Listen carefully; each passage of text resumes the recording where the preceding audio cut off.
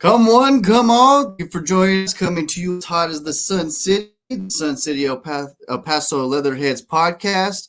I'm JD Cercelli, and with me I got Danny Ramirez. Danny, how we doing today? What's up, Jay? I'm doing good. Had a busy day, but it's good to be Awesome. talking to you right now. Yeah, busy day. First off, I want to apologize. Last podcast we filmed, I mentioned Jesse Bates. Obviously, my brain is working a little bit like Jerry Jones. I'm over here wishing for something that we were trying to start our show started, wanting to get our show started about a year and a half ago. And that he was going to probably hit the market, but it was smart. Signed to that extension. Yeah, so man, talking about being busy, like you said, you're busy. I was on the set earlier, filming a scene for the next film I'm going to be in for 22 weeks. So I'm excited for that. Yeah, definitely been busier than watching Charles at the Kentucky, right? Like Jerry Jones, like he's over there just like in La La Land, not signing anybody. But yeah, we want to do the divisions today and see how they have fared and like progressed, declined, or like what revamped. There's a lot of teams, honestly, that I believe that have revamped their core. That some might think that like, oh, maybe they're good enough for a playoff team, but some people will jump like that tier, like a contender, like a Super Bowl contender from a year or two. That they with their free agency signings, and then of course they still have the draft. So there's a lot of good stuff going on in divisions. You want to start with the divisions? Yeah, let's start with the NFC North. I was expecting a little bit more, more excitement in terms of my Bears, but it seems like they've gotten some areas of need, but we are really thin at pass rusher. Defensive line needs a lot of help. The good thing from a Bears fan perspective is the fact that we're actually upgrading our offensive line, which is much needed. So if we do go with Justin Fields or we do go with Caleb Williams, right, we're able to kind of protect them a little bit better this year. At least that's the hope.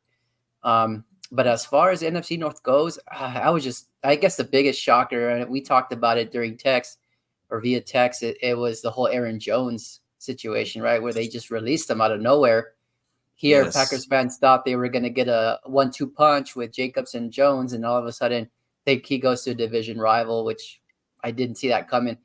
I thought he was going to go either somewhere in Texas or, another team. So it's going to be kind of weird to see exactly, him in right. that purple. Yeah. Yeah, I So yeah, agree. that We're talking about bring Aaron home. We're from Texas. He's from Texas, either Houston or Dallas. Preferably on my side, I would love Dallas, but yeah. So Minnesota, they get Sam Darnold, which was an interesting signing, but they get him and Aaron Jones to see how that goes. Aaron Darnold, has his inconsistencies, but he can throw that deep ball, right? So that's where Justin Jefferson comes in, or the new Addison, the speedster. So we'll see. Well, maybe they surprise people and draft a quarterback. Like someone that slips down to yeah. them. But yeah, the They've North. actually had a they've actually had a really good sneaky offseason. The Vikings have. Yes, Aaron Jones is a premier pickup, I think, in my opinion. They ever since they let go of Dalvin Cook, right? It seems like Madison didn't really pick up that workload that Dalvin Cook was producing, and Aaron Jones is going to be the perfect back for that situation, right? He catches the ball well out of the right. backfield.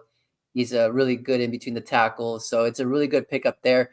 I think the only weakness right now, as it stands, is probably going to be the quarterback. Sam Darnold, of course, we haven't really seen him since I guess his Jets days. So it's going to be interesting to see how he meshes well with his wide receivers. But if you think about it, Right. they actually have a good position in the draft. So if they want to solidify that quarterback position, I think they could do that. And they can get Yeah. somebody to compete. Yes, Green Bay, Minnesota, like signing and taking, like Green Bay has, had an interesting offseason, obviously. They release Aaron Jones, but they get Josh Jacobs, who's just another, stud at running back. A.J. Dillon actually signed with them, re-signed with them today. So he comes I back saw to that. Green Bay. And then they get Xavier McKinney. Like, coming from the Cowboys perspective, he was one of the bright spots in the Giants defensive side, right? So, he goes to NFC North now and, gives troubles to the Bears, Lions, and, the Vikings. back to the that division, also the Detroit Lions signed DJ Reader, the defensive tackle who was previously with the Cincinnati Bengals. So you put him Yeah. on that front line that's already stud with Hutchinson. I mean, that's just going to be like disastrous for some quarterbacks, especially maybe a Sam Darnold who's trying to get used to a new style and a new home. But like you said, Minnesota possibly has had a sneaky offseason, right? So, let's see how they progress, because it looks like they went a little more physical on the offensive side, which they, definitely lacked, for several years. Yeah. Like I've always been that prodigy son that always says, like, if you have something that's already building, don't blow it up to try to make it better, because sometimes it just like that collapse. It's like Jenga, right? You're like, Make hey it man, worse. let me take this piece out. Maybe we'll be better. Like, no, like they were in the NFC Championship game several years ago. People forget, like Minnesota was in the NFC Championship game. And of course, they got bulldozed by the Philadelphia Eagles. That was when Nick Foles, just surprised everybody and then beat the Patriots in the Super Bowl. But like they had a decent team then, and then they're like trading Diggs and then get rid of their quarterback. They like a soft blow up, and then they're trying to figure out who they were since then. And back to the Bears, obviously they're trying to find their identity for quite some time, and hopefully now it's on that path, right? So you don't know if it's going to be Fields or Caleb or whomever it may be, but at least you got Swift. Added some pieces here that, like you were talking about, you needed a center, and they hired they signed a center that's like a decent, reliable piece to the vessel, and you lose Mooney. You were talking about how like you like Darnell Mooney. He goes to the Atlanta Falcons, we'll talk about that soon. But NFC North is very intriguing. Like a lot of teams, do the additional by subtraction. You lose a lot of good pieces, but you've gained, like we're talking about the tier B and the core pieces that they want to build that depth with. They're trying to catch up, obviously, to the Detroit Lions, who obviously, recent memory, like Lions are always on the bottom. Now they're the top dogs. So let's see what Green Bay does, and going forward, let's see if they progress or degress. Because, like I said, the Packers kind of like did a soft blow up, right? Like, let's get rid of Aaron Jones. They released a few people, and then they get new pieces. But I'm like, sometimes it just doesn't work how it should. Like system wise, coaching players. You know what I mean? It just has to mesh. And like honestly, if I'm Green Bay, I would have just kept the core that had already a great progression this year without Rodgers. I mean, you guys won. I mean, they beat the crap out of the Dallas Cowboys at their own stadium. That they were like the best home team for the last 2.5 years, and then they just whitewashed them. And then you're a young team, so you don't pledge well against the San Francisco 49ers, which makes sense. But we'll see how it goes, right? So a little soft blow up. Let's see if it progresses or degresses, because Detroit's coming up. Minnesota's trying to pull out a rabbit in their hat. So, people don't expect anything from us, but let's surprise them. And then Chicago is definitely, it's the Chicago Bears, right? Like everyone, as a Bears fan, player, whatever, you're just like, bro, have you seen the Bears? Like, that was a long time ago, but like that's still considered the best team ever to like put anything on the field, right? So it's just like get back to physical mentality. Even with Urlacher's days, like they just had that physicality, and that that defense is how you got to the Super Bowl, right? In 2006. So that's our bread and butter for sure. Yeah, let's see where the division goes. Obviously, everyone's trying to catch the Detroit Lions, which Detroit hosts. Go ahead. I was going to say real quick about the Lions. I don't think they got weaker this offseason. Yeah, they may have lost a safety in CJ Garner, but other than that, they've had a pretty solid offseason or free agency period. And I think that, they're still going to be the top dog that everybody's going to try to dethrone, right? Yeah, in that division. The big brother, right? You try to like push him back because he's getting all the attention. But Detroit hosts the draft, so of course they're get like the first screen of anything, and then I think going forward, like you have to try to figure out how to catch up to Dan Campbell, and the Lions. So we'll see how that goes. Next, I believe it's the AFC North, right? We're doing all the Norths. Yep, we're going in order here. So let's start with the AFC North. I'll let you start this one up. See what your thoughts are on. Well, Cleveland and Cincinnati are a bit tricky to me because they lost a few good pieces, even though they're adding some few pieces. But losing a DJ Reader, Higgins wants a trade. Taylor Boyd. I don't know if he's with the Bengals, but like you're losing key value pieces. Joe Mixon is now with the Houston Texans. Like maybe that window is a lot smaller than it was, last like within 6 months. You don't know how that's going to. Chidobe Awuzie, I think, went to Tennessee. There's a lot of core pieces that took you to the Super Bowl when everyone was healthy, and now you're like, you did a blow up without even trying, right? So like, people are paying, your top dollar people, and that's what happens when you have success, right? When you like make the Super Bowl or be super relevant like for a few years, and they're like, hey, we'll take a few pieces here, a few pieces there, and see if we can bring you back to like our level where we were, and we're going to try to upgrade to like surpass you. So Cincinnati, oh man, it's hard to say that they're going to be, because I mean they play the NFC East. Like even though I'm mad about Dallas, like Dallas is not going to lose every game, or they're not going to be out of every game. You got the Philadelphia Eagles is always good. The NFC North. I mean, you play the Browns, the Steelers, the Ravens. I mean, the Ravens addition, like who knows what that's going to be. I mean, if they do everything right, correctly, sometimes bringing super teams in the NFL does not work, right? It's easier to do that in the NBA or whatever, because it's just like talent versus talent. Like we're gonna be big brother, we're gonna beat you down. Sometimes, like from ego, coaching staff, like it doesn't mesh. So we'll see how the Ravens transpire, because like, man, now you got Lamar Jackson and Derrick Henry, which sounds amazing.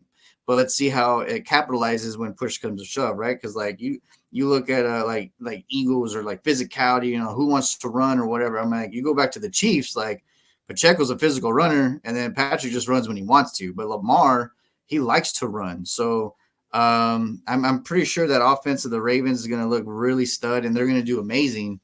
But we'll see how it transpires with like teams that have already, like the Chiefs or someone that kept the core, and like see if they can outdo them this time. So it's a different type. Like obviously Derrick Henry, anybody wants him, right? So like as a Cowboy fan, I wanted him. As Aaron Jones, I wanted him, but it didn't happen. And so the Browns, like okay, they lose hot Joe Flacco, right? He goes to the Colts. Well, we don't know how Deshaun's going to be. Deshaun Watson is like, ever since all the stuff that he's had done to him, like legally outside of the offices and the buildings, he just has never psychologically looked like old Deshaun. So you don't know. And I believe he got a backup quarterback, but who knows if he's gonna come up, because you struck lightning with Joe Flacco. Like I said, sometimes you try something and then you hit lightning and then like it sparks. So he sparked him enough to make a good playoff and good running season to make the playoffs. But Stefanski, like we talked about, I think episode 1 and 2, that he's coach of the year for a reason, right? Like he's the first coach ever to have 4 starting quarterbacks and make the damn playoffs. Like that's exceptional. Like that's insane, right? And so the defense is always going to be amazing, but where's the offense? They added a right, Jerry Jeudy. So let's see if he's able to bring that Deshaun back, because Deshaun loves speed wide receivers, and now you got Amari Cooper and Jerry Jeudy. And then, the running back core, if they're able to bring back Hunt and Chubb, which I haven't really seen, but I think Chubb is a free agent, right? Or did they franchise tag? I don't think so. No, Chubb is not a free agent. I think he's still there under contract. Okay, because maybe they signed him during the year. I remember he had that gruesome injury too, so he's come back from injury. So yeah, let's see how Nick Chubb is, right? Like Chubb was like the number 1 running back the last several years by scrimmage yard, physicality, like. People always forgot him just because he's on the Browns, right? So, stud. And I think Jerry Jeudy complements Amari Cooper really well. And, of course, they have the Njoku. I love Njoku. Like, I would pick him up any day as a tight end. He's speedy. He can block. Like, he's not afraid to, get into the trenches. Like, he's an all-around tight end. So, they lose Clowney.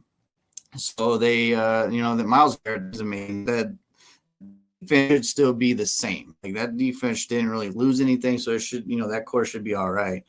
Of course, now we're talking about the Pittsburgh Steelers, right? So you get Russell Wilson, and then Kenny Pickett's he'll probably get traded somewhere. They already lost Mason Rudolph. I think the Tennessee Titans. It's all in on Russell Wilson. And hey, man, we think you're the final piece to like push comes to shove, like put us over. Like they're looking at him like Peyton Manning, like the Broncos looked at Peyton Manning, or like how the Buccaneers looked at Tom Brady. Like, hey, man, like you've been there, you've done that. Like we need you to we don't need you to score 40. We don't need to score 20,000. We just run the ball, be physical, and then the defense will go to work. And then you could possibly leave like they did, 2 Super Bowls with 2 different teams, So the Steelers, I think, and I think they've definitely helped their case for sure. And then they got Patrick Queen on defense. Like, are you kidding me? Like TJ Watt, Patrick Queen. They already have a great Hayward. Like they have a great defense already. So I'm like, you put Patrick Queen with them, and then now you have Russell Wilson. Don't throw the ball away, basically. And I think Pittsburgh's on an up for sure. We talked about, I'm pretty sure episode 1 and 2, like Mike Tomlin, he may retire soon. It's the Pittsburgh Steelers. It's like the New York Yankees of football. You don't want to be irrelevant like more than 3 years. Like it doesn't make sense to be average over and over. Like granted, he always have like one more win, so he wasn't below 500 or even. But like he's been there. He's one of the longest tenure coaches. He's probably is the longest tenure right now with all these like coaching changes all the damn time. At this point, Mike Tomlin is, and because Belichick's gone. So like you look at him, like he's getting older. Chuck Noll, all the people from past Super Bowls and whatever. Like, hey man, like we built you a team that helped you win one. Now let's see if you can build one that you can win with, So this is his all-in year with Russell Wilson, and we'll see what happens. Like I'm excited. I'm excited for both. I'm excited for Tomlin and Russell. Of course, obviously being a Cowboy fan, it's strange to say, but like I've always enjoyed both. They're, they are who they are. Tomlin's always, big-eyed, ready to talk to the media, and then Russell's Russell. Like he never doesn't shy away that he's married to a Hollywood, singer starlet and all that jazz. Like, I think it's a good fitting for both. And the Ravens, like, man, they're that flash, right? Like they're like several years ago when all the Eagles came together, and obviously they made the Super Bowl and and they lost, but like that's how I feel right now with the Ravens. Like if you don't sniff the Super Bowl, then it's a total fail. Because I'm like, you brought in Derrick Henry to basically keep Patrick Mahomes off the damn field or keep Josh Allen off the damn field, So let's just run 1,000 times, even with Lamar or Henry, and then just try to keep the other opposing quarterbacks in the AFC off the damn field. So the Ravens could have, maybe that's a stretch, right? They should have won that game if they would have stuck to the run game. Yes, they were winning while they were running. Yeah, they were getting away from what was winning them games all season long. And especially if you're going up against Mahomes, why wouldn't you want to keep him on the sidelines? You don't have the best backs in the NFL, but they were serviceable last year. And you have Lamar who can bust a run whenever he needs to, right? And so to me, it didn't make sense. Now you get Derrick Henry, you better be getting past the AFC Championship game, right? Yes. That's why you have him. That's the only reason why you signed Derrick Henry to your team. Because one, he's going to bring more, he's just as star powered as Lamar Jackson, but like you brought him in so you can get over that hump, right? Like over that damn camel. Yeah. So it's just like I'm excited to see like the Dallas Cowboys play the NFC North next year. And I'm like, oh my God, all these additions or whatever. And like Dallas has a hard time stopping running quarterbacks anyway. Now we're going against Derrick Henry. Like, you know what I mean? Like, oh my God. Yeah. So that's going to be a tough. But if you think about it, they have 3 home run hitters. They have Lamar that can run it, right? They can take it to the house. You have Derrick Henry, who's, even though he's super big, he has that speed. He can take one. He can do that one stiff arm, and then if no one else is behind the other guy, like he's off to the damn races. Exactly. And then you have Keaton Mitchell. Now. Well, you have that, Zay Flowers in the passing game, but as far as rushing, you have Lamar, you have Derrick Henry, you have Keaton Mitchell. Those 3 guys can take it to the house. Easy. So right, that's going to be your strong suit. You have the one of the best fullbacks in the whole league in Oh, Ricard, oh yeah. right? So you need to be And pounding one that of ball, the one of especially in December. yeah, like they cannot like they have a top 10 tight end and they have a tight end that's what on year 2 or year 3 or something that like really stepped up when Andrews was hurt last year. So I'm like now he's got major experience, right? So like now you have 2 tight Yeah, ends and then you have Zay Flowers and like yeah, like Baltimore, like I can't wait to see Harbaugh 2.0, right? Because now both Harbaughs are back in the league. So like I'm excited to see that. And now they're in the same conference. So like they can be playing yep, each other a lot. So, woo, I'm yeah, excited. that's gonna be So, fun. what's the That's gonna next be fun. But division, real my quick, brother? before we move on, I want to give you my feedback on the Steelers. I know you Oh yeah, said you're pretty impressed. You feel like they're on the upward trend. I don't see that. I still don't see that. Russell Wilson is an improvement, right? That's a quarterback that will help them kind of move the ball down the field and all that. right. Patrick Queen, Dante Jackson, right? They traded the Panthers for. I think that was a good pick. But now I really like Deontay Johnson, their wide receiver that they gave up for Dante Jackson. Yeah, So now it's that was kind of interesting. yeah. So now who's gonna take that?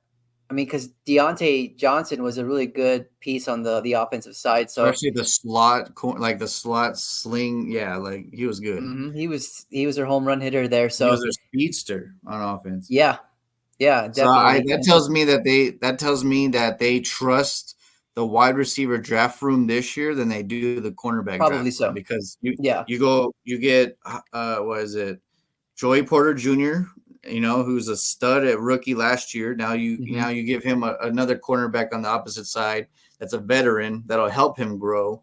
And then yeah, I'm pretty sure they'll probably draft a wide receiver at this point. Yeah, I think out of all the teams in the AFC North, I think my favorite so far, based off of some of the signings that they've had, would probably be the Cleveland Browns, just because the whole right addition of adding Jerry Judy to the offense. You already had some dynamic players last year. Amari Cooper gets Oh yeah, separated. Jerry Judy is a really good receiver. I just don't think he's been able to live up to his potential. And then now, from like where he right, you was have for sure. you have Deshaun Watson, who hopefully might improve this year. Or if not, right, if you're looking for a Joe Flacco type of production from somebody off the bench, they signed Jameis Winston, who Jameis Winston is capable of spraying that ball. So I think that was a really Right. good sneaky pickup for them. And so if things don't work out with Deshaun Watson, right, they have Jameis Winston to fall back on. So I Yes, think that was a good pickup. yeah, he Winston for sure is a solid backup. And obviously, like worst come to shove, the worst team would love him as a starter, right? So like, yeah, Yep. you're already a good playoff team. You started great, and then like now you have a Jameis Winston just in case Deshaun has a tumble yet again. So yeah, like No, I'm excited for sure. And yeah, the NFC North like is so unique to me. I'm excited. That's the one of the divisions that I'm super stoked to watch next year, to be honest. yeah, it's going to be competitive. Plus, you have a lot of players from their former teams going to their rival teams, which is kind of weird, Yes. Yes. right? But you know what? That's been a trend lately, right? The last several years, like, hey man, if I can't beat you, I'm gonna join you. So you come here. And Well, and like being a if that Cowboys was fan, knowing Patrick, that sorry to interrupt you, I said, but no, you're good. if you look at the Patrick Queen situation, right? I think he was at a really good spot defensively, right? He had a lot of good playmakers around him in Baltimore, and for Right. him to now go to the Steelers to try to which stop which Derrick which is Henry, your most hated rival, mind you. Like yeah, that says a lot. It's like, you know what, like you didn't want to give me the money I wanted, so I'm just gonna go to the back door. Like we're gonna get there too, but Saquon Barkley, the Eagles, right? So it's like all right, you know what, you want to give me what I think I'm worth, then I'll just go over here with the enemy, and then we'll just say la vie. we'll see And what like happens. Yep. exactly. And being a Cowboy fan, like I said, they're playing the NFC North or the AFC North. So I'm like, I'm gonna be watching them hands down. Like hopefully they're beating each other up, by the time they play Dallas. But I'm like, Hmm. this team or this division, I mean, the AFC North is gonna be so damn physical. It's gonna be so fun to watch. Like it's gonna be ground and pound. I'm gonna punch you in the jaw. Like we'll see who comes out winner, right? Like they're gonna throw haymaker and haymaker, and then like it's gonna be exciting to see. Definitely, yeah. So I think all this division rival talk, right, is a good segue to go to the NFC East since they're kind of experiencing the same thing, especially the Washington Whew, Commanders taking on the man. former Cowboys. Yeah, exactly. Yeah, we're talking about sleeping with the enemy. Yeah, I mean, but at least Dan Quinn, and you know what, the one that got me too was they signed Bobby Wagner, right? So that proves Right, how much Dan Quinn has been trying to preach for him to go to Dallas because every 3 years, the last 3 years, whatever, when Bobby Wagner was a free agent, they're like, oh man, he might go to Dallas, but of course, Ray Charles Jones, just blindly, just like, so he cannot see what the big picture was, maybe, right? So, and he doesn't want to give the money. I don't understand. We're $10 billion and we're afraid to give money. Like, I don't. That makes no sense to me. We're the number one franchise, but yet we spend a penny. I don't know. But anyway, yeah. So the Commanders, I think, obviously, we'll see where they go with quarterback, right? That's the key. The most position that we're just dying to see who they choose, which I think it'll be Jaden Daniels, but you added some pieces, man, that like I like Austin Eckler, even though that he probably wasn't used correctly by the old regime at the Chargers. It wasn't his fault, it was the coaching staff. And then I like Austin Eckler. Tyler Badiash, which is the next Cowboy. I told you, like, anybody would be happy to have him at center. So like now now they don't even have to draft a center. They can just bring one in, and then like they can flow out to the offensive line, wherever else they need, and then it'll help Eckler and whichever young quarterback they get, right? So you lose Curtis Samuel, which is, that stud was such a good wide receiver, like Ohio yeah. State and all that jazz. Like, he was a stud. But yeah, the Commanders are definitely adding some pieces for sure, like on defense. They took what Armstrong from us, Tyler Badiash, then they get Bobby Wagner. I think they got a safety too that I forget his Yeah, name. they got Jeremy Chin.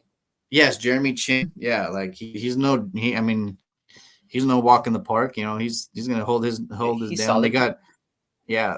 Yeah, they're adding some good pieces, I think, to start a foundation, right? Like year one, Yeah, it may not be so flashy, and then of course you still go the Cowboys and the Eagles, who are the big brother in the division, the big brothers in the division. So I think year two in Dan Quinn's thing, year three, well, year two for sure. Like that, I think that leap is going to be like 2025. If they add more pieces with that depth that they're already getting, like I think Washington hmm would be a good team to like not sleep on. yeah. Um, I think you're right, especially with you mentioning like all the just a lot of the players that they picked up, right? They're not the flashy names, but they're solid depth they guys. show up Um, every day and just put in work, and that's yeah, what you want, right? As a franchise, like, you yep, want you don't want all flashy every time. Like, no, like, man, tier Bs, like we're talking about, tier Bs are the ones that help you win a damn Super Bowl, because they're the ones that do something sporadic in a good time manner that that an A-star should or would, and then they just show up and play, right? So maybe right. Bobby Wagner's not the Bobby Wagner of old, but like his knowledge, his IQ level to teach that young core, and like there's so many things that go in with that. Tyler Best, center. Now you don't even have to, even if you draft a center, right? Like, you'd be like, hey Tyler, like, you can go right guard and your life will be a little easier. Like, there's so many like elements that you can make that go. And yeah, it's sad to There, say, but yeah, I want to see where Washington goes. I think year two for I sure it'll be a major step. absolutely. I think you're right about that. And it's kind of like going back to what the Bears did, right? They eliminated a lot of their core players, right when Matt Eberflus and Ryan Post started their tenure there. And yes, it sucked the first year, but they are very competitive. They did lose a lot of games, a lot of close games, but they Right. showed what type of team they were going to be. And I think this is going to be a similar situation here in Washington, where Dan Quinn is going to have his team playing the way that he envisions his team playing, right? Hard Right. nosed, everybody runs Yeah. with the football, and yet you're not going to have the playmakers to do it. But one, you're going to get that foundation started, and two, you're building it through the draft. They have a lot of Yeah. picks. I don't know if you saw they traded away their quarterback today. Sam Howell. Yeah. Um, He's to the yeah, Seahawks. so they got a third round And pick, I that, think, for yeah. So that.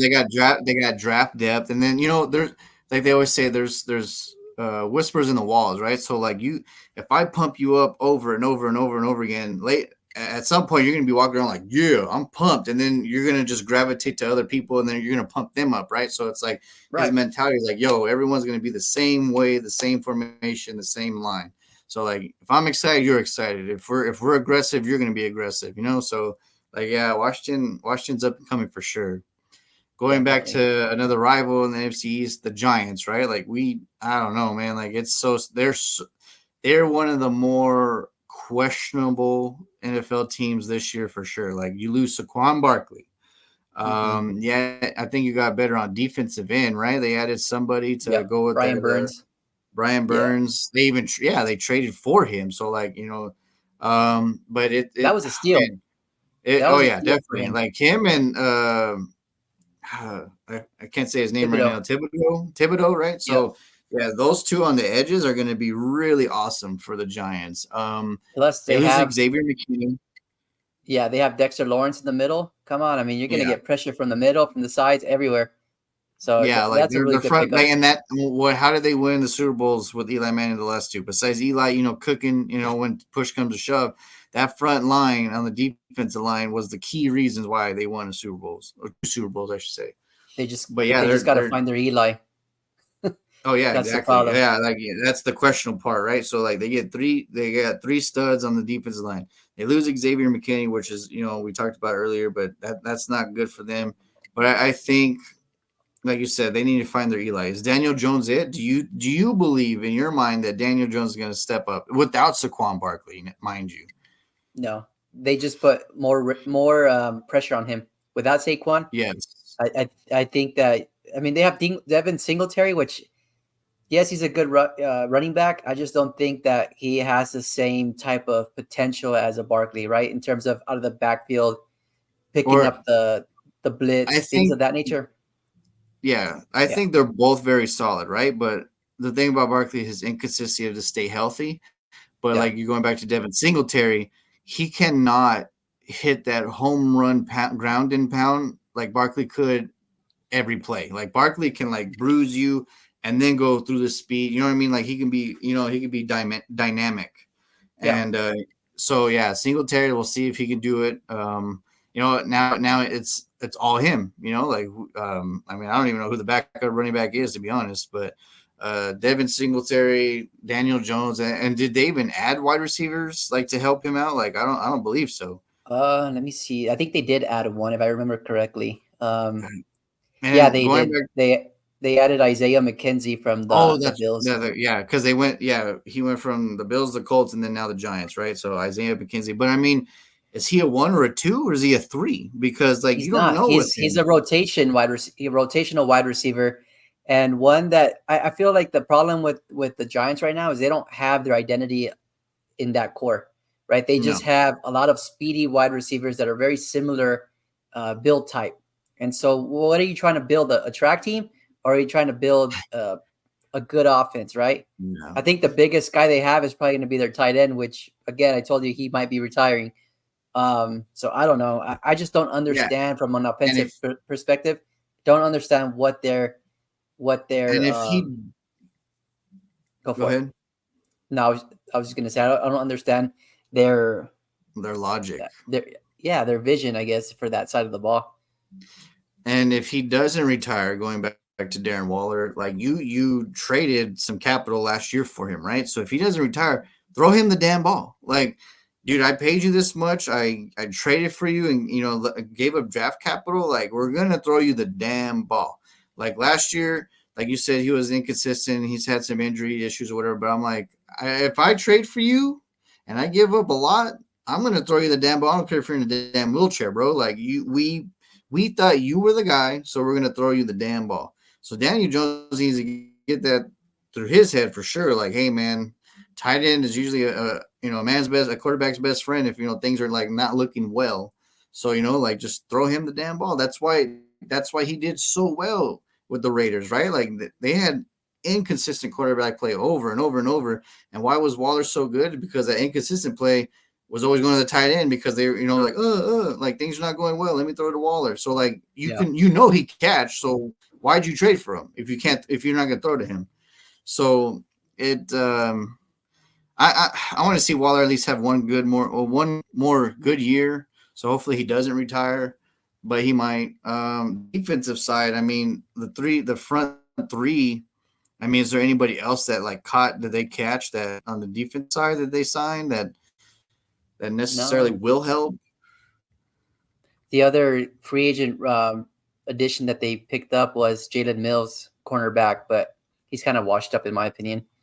Um, Yeah, he's not. yeah, He's not tier, and he's not the top tier like he used to be.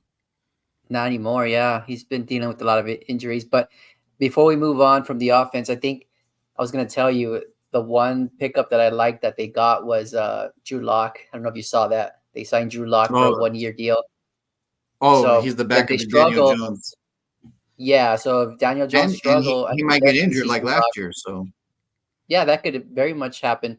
And I think Drew Lock is a good replacement to come in. And I mean, he showed even in Seattle last year that he's oh capable yeah, of going into and even operating their offense. with the inconsistent coaching debacles that they had in Denver for a while, like he had a few games that were not that bad, like he was just in a Yeah. rough situation. So yeah, like you said, in a solidified backup, we always say that's a piece for sure. Yeah, so the Giants are like, yeah, they're a big question mark. Like I don't know where they want to go, where they go from here. I honestly think Washington is more on the upside than the Giants are right now. Of course, things that might change in the draft or something else might happen, but like, yeah, I think Washington's definitely on the up more than the New York Giants. Yeah, I agree with you So, there. and then What do you okay, think well, about I the mean, What do you think about the Eagles? Do you well, like I what they've mean, been doing? It rich are seems like getting they found richer, right? money. So Yeah, yeah, I know. Like all of a sudden, like they had major cap room, but I mean they're adding some massive pieces. Like we're talking about Saquon Barkley goes to the sleeping with the enemy for sure. Like there's been ex Giant players that already tweeted him like, bro, you're like we hate you for life now. I mean, of course they get it, right. Like no one especially the NFC East, like they all completely hate each other, right? So like for him to do that, it's like what? But as a football player standpoint, I mean, like, you're getting money, you're going to a better offense. You're going to a team that was in the Super Bowl 2 years ago. So I mean, like, why didn't you? So let's yep, see. Let's see if it works. Like going back to the whole Derrick Henry, when push comes to shove, are you guys gonna make it or are you gonna fold? So going back to his inconsistency of injuries, does he get injured too? So let's see. Let's see if he even finishes the whole season. And I honestly think with Jason Kelce retiring, them going after a type of Barkley player, like the physical running back he is to like not do so much tush push or something to like get Hurts into jeopardy, right? Because Jason hmm Kelce was the main vessel of that tush push that made it work so tremendously. And does it work the same with the center? It may not be so effective. So it's like, you know what? Let me go out and get a physical running back that's us, like from time to time on our defense, like let's just you can't join and beat him, so let's bring him in so he can run for us instead of against us, right? So I think that was a key thing, like because Barkley can get you a 1 yard, especially like if it's like hey, let's just quick snap through the trenches, like I'll get you a yard. So Jason Kelce retires. Hey man, let's go get a more physical running back. Okay, cool. Let's go get Barkley. He's on the market. And now you have AJ Barkley and Devontae Smith. Like that's a stud of a trio for yeah, sure, especially to for go with your sure. Yeah, quarterback. I And don't of know if you course saw. they I don't know if you saw Jason Kelsey's comments today. He said that he wishes he wouldn't have retired. He says, "I wish I could have blocked for Barkley." It's and who crazy. knows? Like push comes to shove, he may return. He might return. You know what I mean? Like that. Brady did the same thing. Like that one little itch, or like let's say Eagles are like on the borderline of maybe winning the division with like let's say a Washington or a Dallas, and then they're just like, hey man, like just give us 3 more games, and we might do something special. And that's what Tampa Bay did with Brady too, right? Right after he retired, Yep. they're like, hey man, like, are you sure? Are you sure? Are you sure? They're poking the bear, like, hey man. And of course, we find out he's going through stuff on outside the football, so it was better for him to do that than possibly go through something worse, right? So, True. uh, man, but yeah, so the Eagles, man, and then they got some defensive players, like you said, they just ended up growing money on trees apparently, and then they're able to sign a plethora of people, They're but gonna they're they're gonna serious. have to make some moves, right? Because how can they afford all these contracts all of a sudden? And they had a solid defensive line and good players. Like you had Hassan Reddick, right, making good money. You have Josh Sweat making good money. So I'm assuming, right, the word on the street is that they're going to release one of them or at least trade one of them to get that Right. contract off the books. So I'm curious to see what they're going to do in the next couple of days because they just added Bryce Huff, which he had a really good season for the New York Jets, Yeah, he and was they their signed him for a stud. 51 million contract, which is outrageous. That's a lot of Yeah, money. And then but they paid their punter, or right, no, their kicker, yeah. $24 million, like a kicker. Hey, but I don't homie know. comes up big. I mean, that's how. I mean, push comes to shove. You need a few points. That's Yeah, key. he's legit. That's how people get to Super Bowls. Really, like a lot of Yep, more teams make it to the Super Bowl by kicking a field goal than winning big, right? So it's just like, hey man, come up clutch again one more time. Yeah, it was like they're making some damn moves. for sure. It's a little unfair to see them get better. Yeah, it's bizarre too, right? Because it's like, damn, they've spent money the last several years. How where are they coming up with all this nonsense, you know? And Yeah, good for Philly fans, right? They're probably like, smoking cigars and partying it up, ready to crash their own city again by making it to the damn Super Bowl or winning. But yeah, the Eagles are definitely getting better. And right now, honestly, as much as I don't want to say it, they look like they're ready to win the division. yeah, I would pick them Like for sure. the last time was the 02-03 season, I think, right? That the last division winner was actually able to repeat in the NFC East. It shows you how tough the NFC East is to even get out of there, make the playoffs and get out of there because it was the McNabb and Andy Reid, group. I think it was the 03-04 division winners that were the last NFC East repeaters to win the division. So that's, I mean, you're probably because win the division now by history and by how they're doing free agency. And going to the division, we already talked about the first three. I mean, Dallas Cowboys, right? I mean, what we signed Eric Kendricks, which was great steal because we took him from San Francisco after he was already committing to them. Which I love Eric Kendricks, especially him knowing the defense with Mike Zimmer, him going with Overshown. But I mean, have we? I mean, we have one key running back that's on the damn roster. We didn't, I mean, we haven't really signed anybody. We signed a few people that were already on our team, which I mean, are they adept people? Because like you're going to need strong candidates to actually be where they are. I think it was Jane Slater. I read on one of the social apps recently today when I was filming, and she said that don't worry, fans, don't get so like discouraged so far. Like Dallas, I think is working on something big, and I'm like, what even? Because I'm like, are you going to trade one massive player for like 3 picks, or like what do it even mean? Because you're over here watching all these damn teams take running backs, all these damn teams take receivers, all these damn teams like build their defense. Like we've signed one outside person. The rest are people that have already been on the team. So how are we supposed to get better if we ain't even trying? So I'm like that little hope that she wrote that like, hey, we think I think they're working on something big. Well, hopefully it comes true, and hopefully it's something like a major splash, right? So I don't know. It, I'm so we hadn't even kicked off 2024, and I'm already like I'm already probably done with it. Like I'm so scared. Will we be in the fight in our division, especially for sure? But like, man, we played the Yep. NFC North. We played the 49ers in San Francisco again, which obviously Dak Prescott's record against San Francisco is not good whatsoever. Like I'm pretty damn worried. That's basically 0-5 if we're going to count the NFC North beating us, right? So that's already 0-5 against good teams. And that's not even against the Eagles twice. That's the division always Yeah. like play. For some reason Dak plays Those the are not. division well. But what if he gets nicked up a few division games and then we get bounced? I mean, Dan Quinn's gonna know how to play Dak Prescott at this point. Yeah, So he there's a knows his lot of weaknesses for sure. like there's a lot of things that are gonna be very, very they're gonna be tested. Like this year is gonna be like I'm gonna use a NFL in a film reference to basically talk about the Cowboys, the Kingsman. It says manners maketh the man, right? So like Dallas is Hollywood. They're 10 billion. They're like the Yankees, Lakers, like the teams that are always in the spotlight, even if they're not even winning damn championships. But manners make the men. They're gonna that like Jerry Jones.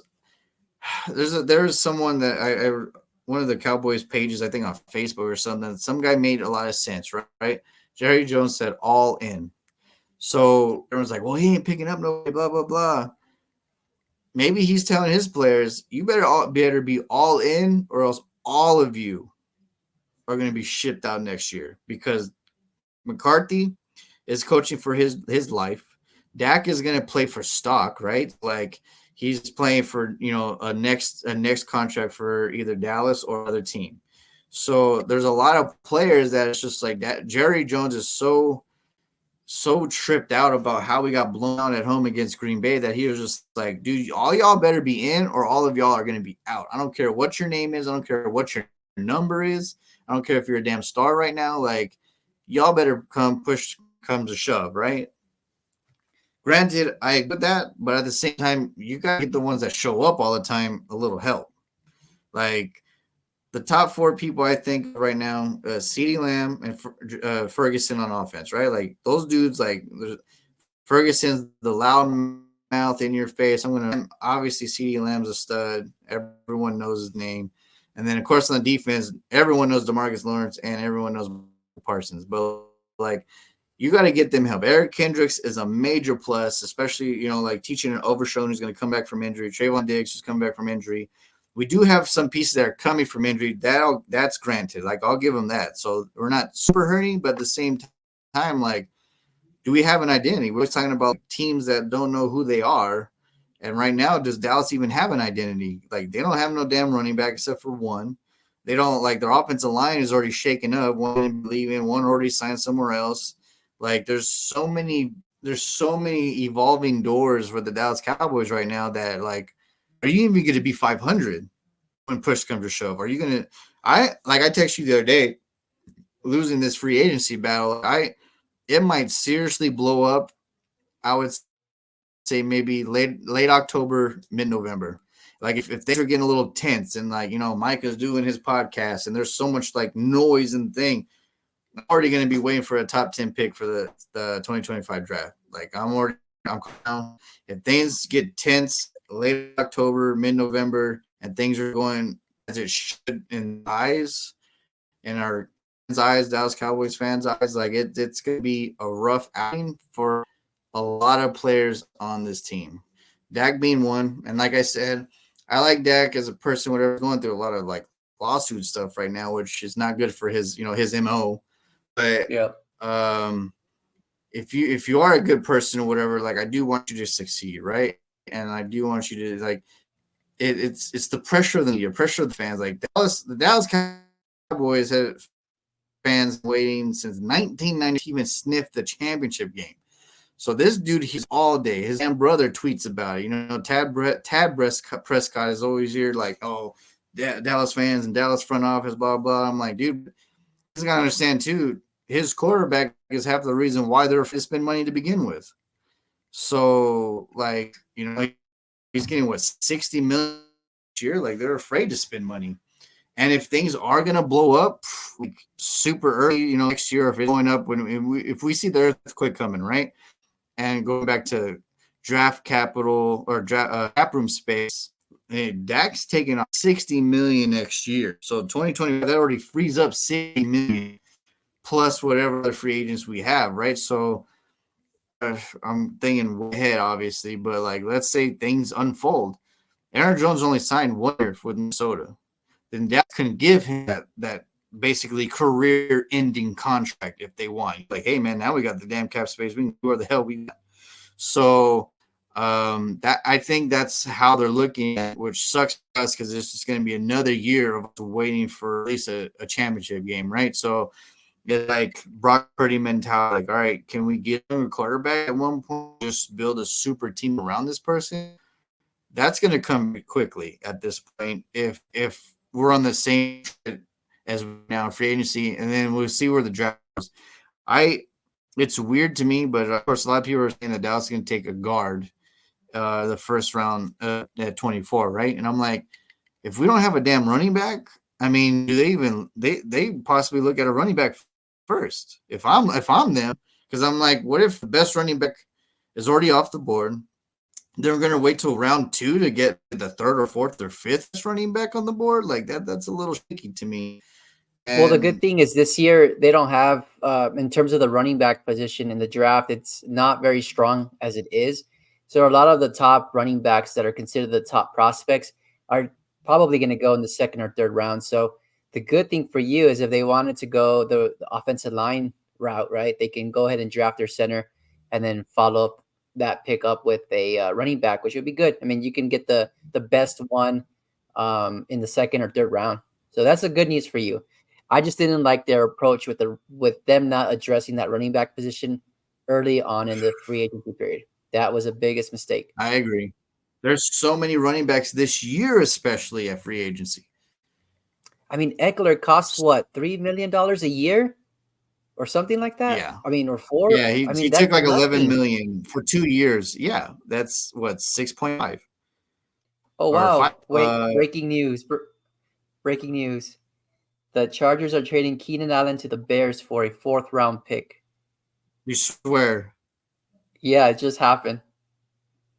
That's what What? we need. Oh no! That's exactly what That's the cookie crumbles. Keenan Allen. Yep, we needed a He wide got receiver injured too. last year.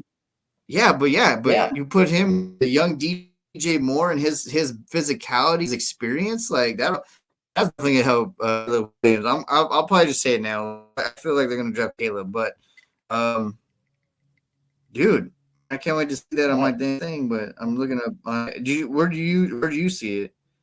On X, it just popped up as a notification. I do the alerts with Adam Schefter and Ian Rappaport, and so that just popped up 46 Keenan seconds ago. Allen to the Chicago Bears. Wow. Yeah, Hey, we that's what were we just talking needed. about the North, right? That's a major plus. That's a major step up for the Chicago Bears, right?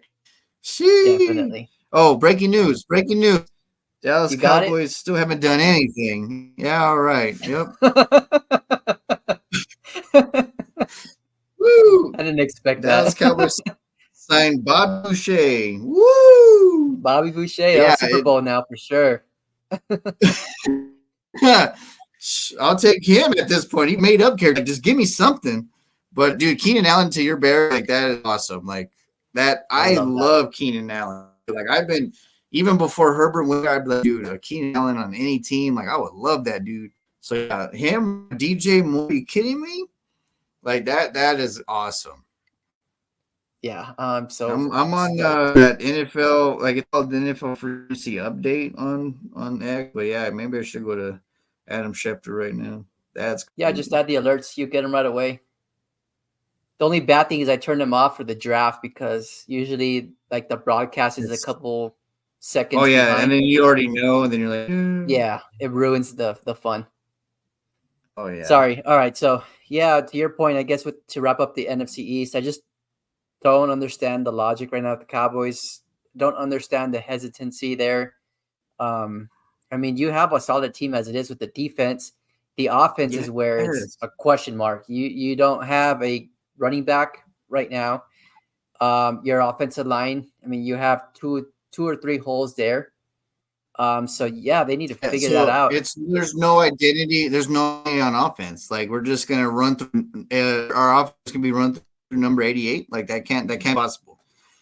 Like all of our 88s have been phenomenal Hall of Fame players, but they can't be the whole team. They're going to get triple Yeah. team. They're going to get screwed over, and then Lamb's not going to be able to do anything. Like Yep. that just we have no idea right now on offense. Like I'm scared. So that's what I'm saying. Like I don't push comes to shove. We may be talking about Dallas like having a good 25 because I don't see us evolving. Like it's the same thing with like I told you last year, like you lose players in the offseason, then they went through the draft. I'm like, for the future, it's good. But like you're the Dallas Cowboys who haven't been in the damn shit for 30 years. At least the Eagles sniffing the Super Bowl. They almost won the Super Bowl literally 2 years ago. So I'm like, the future, you're gonna restart again. Like it's a lot of people off, but I mean, like it is what it is. Yeah. But Just all right, next division, my we'll, brother. we'll see. We'll see what happens with I'll the just cry in boys. a corner. Just give me some tissue, right? AFC East. All right. Whew. The last 2 episodes that we recorded, we were pretty, um, you know, what's the word I'm looking for? I'm trying to blank here, but critical. We were very, very critical of the On the Miami Bills Dolphins, and and the well, the Dogs. Yeah, Dolphins. The yes. Dolphins, we weren't sure why they were just, releasing everyone, but now it seems like, they're picking up a lot of solid players. Yeah, some of them are older, like Shaq Barrett. But Jonnu Smith, we talked about the tight end. That's a solid pickup there. Very athletic tight end. Oh yeah, for They sure. picked up a center, right, to replace their injured center right now in Connor Williams. Right. They got Jordan Brooks to replace. Again, I'm drawing a blank on his name. Jerome Baker. They re-signed Nick Needham from UTEP. Hey, shout out. They got Jordan Poyer. Oh That's the yeah, safety we both wanted. sleeping with the enemy, right? Like damn, like what a slap to the Yep. face. Like, but you know what? Like we said, like when they were first releasing people, were like, what are they doing? But it shows that at least they have an identity, unlike the Dallas Yep. Cowboys. Like the Dolphins at least know where they want to go. Mm-hmm. And like I agree with you. Like they've definitely turned the corner in free agency. They have had a sneaky depth good like Shaq Barrett. I don't care if he's like Shaq Barrett like in a cane. Like his Yeah, physicality, his knowledge, like he is so good. And like he's a he wrecker. was one of the main reasons why that top 3 defense won the Super Bowl in Tampa. Like that defense was so Yeah. good that year, and he was one of the main reasons. And Yeah. I agree that the Dolphins have definitely like turned the corner in free agency and have helped their evolvement. Like Jonnu Smith, I think is probably one of the more underappreciated, but going to be more valued when playing time hits, right? Because they're like, well, it's a Mm-hmm. tight end, like they already have Tyreek, blah blah blah. But I'm like, they were missing a physical body in the goal line, especially in the passing game, and you just added that to already an explosive offense. Granted, we see if hopefully Tua is healthy, right? Like that's the biggest key because of his health concerns. But he, like when he's healthy, what happens? The Miami Dolphins, like they average at least 35 points a game. So now you just Yep. add a Jonnu Smith, like yeah, like the Dolphins have definitely like stepped up and turned the corner in free agency. Like it was wild. They started out like, what, we're gonna do addition by subtraction, right? Like, hey, we're gonna let a few people go that we don't think that is worth all that. Like Wilkins, we'll talk about that later, but like he got a massive contract in Las Vegas, right? So they get depth with the same contract money. So I'm like, Mm-hmm. okay, they get multiple plethora of players with the same contract and money. So I'm like, all right, damn. Okay, so and then Exactly. And Poyer, that's like what's I cannot wait to see Poyer like hit Diggs for the first time or whatever, like when they first played each other, because just like, yo, bro, like remember they let yeah. me go. They let me go. And like I can't wait for that part. Like remember Oh, that's gonna be a fun that was one matchup. of my favorite games ever when I'm trying to blank, like you said earlier. The Carolina Which Panther, teams? Josh Norman? when he went to the Baltimore Ravens. No, like way back, the receiver, one of the best receiver that the Panthers ever Oh, had. Steve Smith. Steve Steve Smith. Smith. Remember they're like that game when he was in Baltimore and he just lit up Carolina and he was like, I can't play no more. Like I want Poyer to be that because Poyer's that physical, like like he ain't taking nothing up the middle. So like I want him to be like, oh yeah, they let me go. Let me hit you. Now we ain't in practice. I can hit you, and like I can't wait for that part. Yeah, that's gonna be fun to watch for sure. And Practice you as can't it hit is, them. yeah, as it is already, it's gonna be chippy with both of those teams, right? As it is, they Oh always get yeah, into it. And now if you have Stephon and Diggs versus Poyer, they're the top 2 teams. So like I yep, can't that's wait. gonna be Yeah, fun to watch. go up high with me, bro. Now I can hit you. We ain't in practice. Like I cannot wait for that part. Woo. I was talking Yep. about Poyer as soon as they released him, and now he goes to a division rival. How crazy! Yeah. I wanted to ask you because I can't figure out the New England Patriots. Like, I don't know what their identity is. I don't know what type of culture Gerard Mayo is trying to, build there. So I know they've got a lot of O-line help, which is good, right? And then as far as defense, like there's really not too many things that they've done that shows their identity yet, right? They've Right. just pretty much re-signed some of their old players. So again, the last couple of years, there really wasn't an identity there. Even with Bill Belichick coaching the team, it just didn't seem like the traditional Patriots Belichick defense. team. That Yeah, I agree. yeah. So now it's just wondering like, what are they going to do? What route are they going to go? Even in the draft, are they going to go quarterback? Are they going to I go, I would assume defense? just to get things like exciting and get the fans of the Patriots, get people at least aware of what's happening. I think they have to go quarterback in the draft, right? Because I'm like, you didn't bring Jacoby Brissett to be a an everyday starter for the next 10 years, right? So, um, it is key. Like Patriots were always about that too, right? Bringing the same people back. Like the people that they wanted back, they made sure they stayed, right? Like the Amendolas, the Edelmans, Edelman for sure, right? And then the Gronks, and then whenever they wanted to bring someone back, they made sure they stayed. Restructure from Brady or whatever. So then bringing back some key pieces, which is awesome, like Kendrick Bourne, like you liked, he's back with the Hmm. Patriots, right? So I mean, you just traded away Mac Jones. Like there's no way that you don't try to draft a quarterback, or at least, I mean, if it's a mulligan year, do you ever set the keys for 1 year and then you either free agency or draft next year? Or because the identity is like, we'll see from pick one, right? Because pick one is that, are we going to draft for the upcoming quarterback, or are we going to take that quarterback and then evolve around him? So Yep. if they don't take a quarterback round one, then obviously they're going to do the whole, like, we're going to do a bridge year and build pieces. So when we get the guy, he'll already be set and have the keys to the Ferrari, right? So Yep. like he'll have a good set of keys. So once he does come, so I think the identity starts the first pick, because right now it's like, we're gonna bring a few people back that know me. Like he doesn't want to really blow up so much, just because like there's gonna be a lot of players like, yo man, you've never been a head coach. Like how are you gonna make me better? How are you gonna make the team better? So you bring back people that already know your voice and know what you are. So like people can be, all right, yeah, Coach Mayo, that. Like I loved Rod Mayo when he was playing, right? So like he was a good baller, and then he became Yep. coach. He's one of those people that I would love to see. Obviously, like as a Cowboys fan, I want to see a Patriots win another Super Bowl, but I want him relevant again, just for him, because you go from player to assistant coach to head coach, right? Like, hey man, that's awesome. John Lynch style, right? Like you went to putting your blood, sweat, and tears on him now, and that can like be the guy that's like, hey man, do what I did, ball out. And Yeah. I think the identity starts pick one. Like it'll show where they're headed. Like if they get Marvin Harrison Jr., then it's gonna be like, okay, so it's Brissett. Brissett's probably gonna be a guy for 1 year, and they're gonna just build a plethora of people. And what if you go get a Dak Prescott next year, the free agent? Then you have Marvin Harrison Jr., Dak Prescott, like key pieces that were already there. Like, we got you Ferrari, now you just gotta drive it. Thing with Yeah. years. That's how they did Tom Brady. Like, yo, bro, we got Lamborghini. We just need someone that could drive it. So it might be the same way. Like we'll see from pick one. If it's a quarterback, then they're gonna build for the next coming.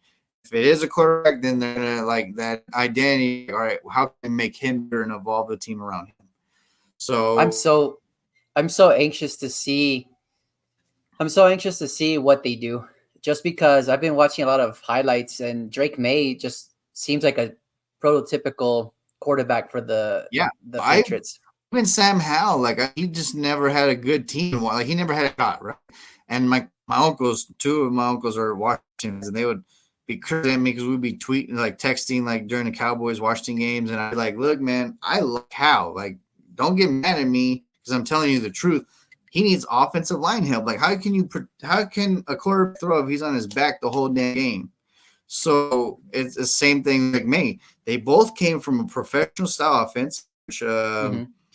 oh man, the coach. I'm drawing a blank, but he's in North Carolina. He won the championship with Texas with Vince Young. Oh, Mac Brown.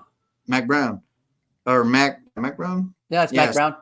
yeah. So Mac Brown always has a professional, a pro style offense. He coaches even in college, so they're already adapted to going through center. And like most colleges, like they're in shotgun all the time, and like option this, option that. Like no, like he runs a professional system, so they're already used to it from going from sitting, squatting behind the center, and then going. So that's Mhm. already a good step for Drake May, right? Because Caleb, Jaden, like they're all shotgun option, right, left, like improv. Like no, man, Drake May, Sam Howell, they grew up in a college system, which is a professional system offense, which is good for them because that means that they've already had that experience, see different things fields coming from center. Because coming from center, you're taking 2 decades to run back. Compared to shotgun, you're already back, and then you already look 2 seconds, then you look. So at least there, that mindset's already there for me and Sam Howell. So Yep. like going back to you saying Drake May looks like he'd be a pro on the jump, I agree because you go from a professional to going to the NFL. That's already gonna they're making them anyway. Like, hey man, you're gonna be under center, so you better be ready.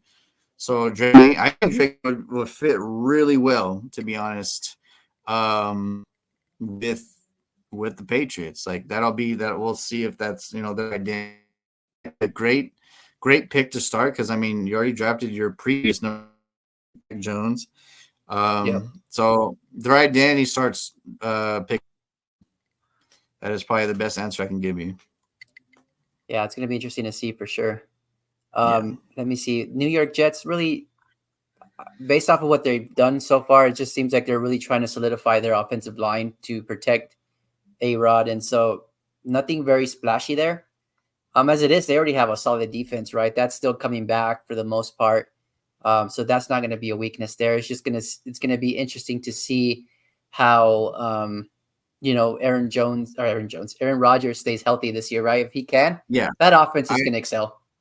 and like you said, or like we always say, like what happens if things get tense, right? So like Aaron Rodgers, his talent has never been questioned, right? But I've always told you or anybody that's talking about like his ego and like everything, it tenses up people, like right from players to coaches to like like we'll see like I said with Dallas, like late October, early mid November, like is things getting tense because the Bills are doing well, the Dolphins are doing well. Does he start poking and poaching again like he did in Green Bay, like from both coaching staffs at this point, LaFleur and McCarthy, right? So it's just like does he revert back to old Aaron, or does he just like, hey man, I'm the old guy now. This is my young team. Let me just like chill out and ride the tide and see what happens, right? So like if he rides the tide and maybe things don't start out right because I mean that's an Achilles heel. Like you got to squat with that heel. You got to run like I said, run 2-3 steps back with that heel. Like he's